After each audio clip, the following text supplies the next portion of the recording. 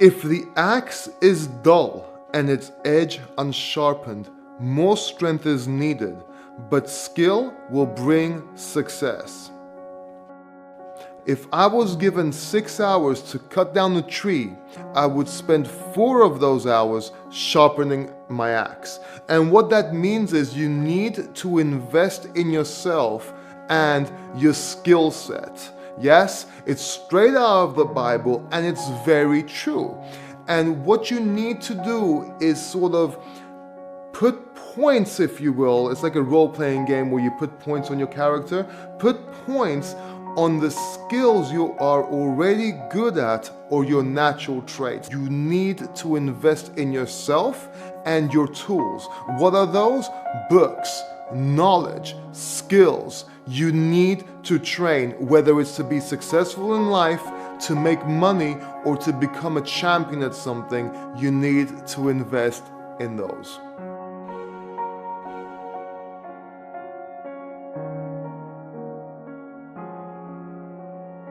We have to realize that growth is not automatic. There are many successful people, but they haven't reached half of their potential because they stopped growing.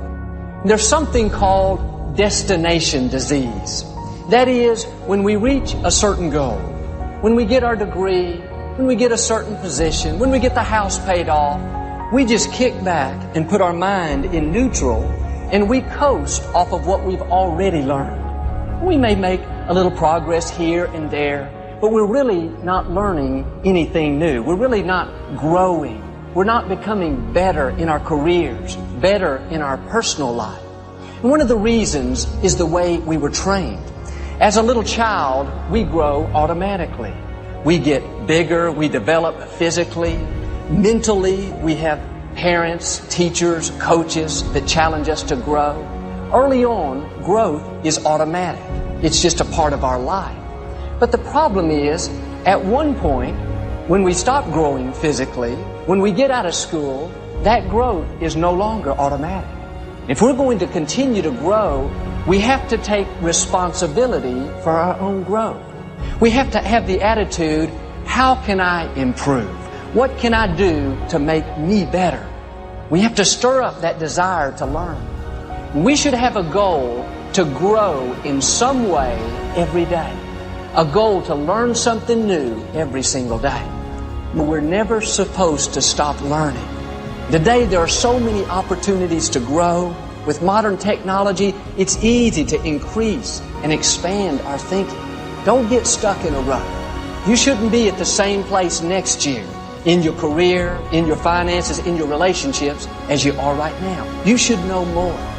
If you work in the field of sales, you need to read books on how to communicate more effectively. People have gone where you're trying to go.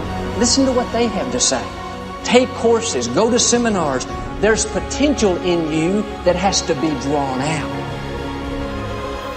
And it drives me crazy when people say they don't have enough time to go to the gym for 45 minutes a day and work out. Or to do something for 45 minutes to an hour a day to improve.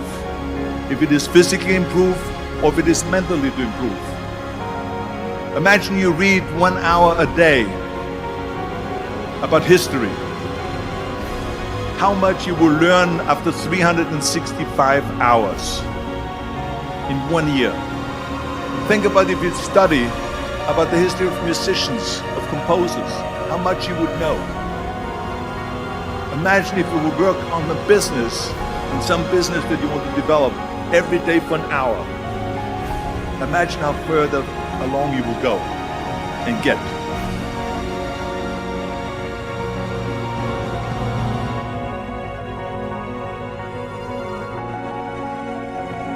I read where if a person will spend an hour a day on a certain subject, after 3 years, that person will be an expert on that subject.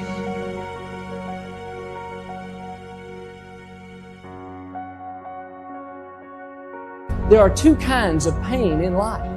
One is the pain of discipline. The other is the pain of regret.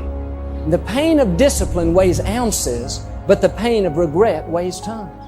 And if we live a lazy, undisciplined life, and we just give in to our feelings and we act on these emotional impulses, we're going to make very poor choices that we regret later on. We would be much better off to just discipline ourselves right now so that later on we don't have to carry that heavy load of regret. Friends, the pain of discipline is minuscule compared to the pain of regret.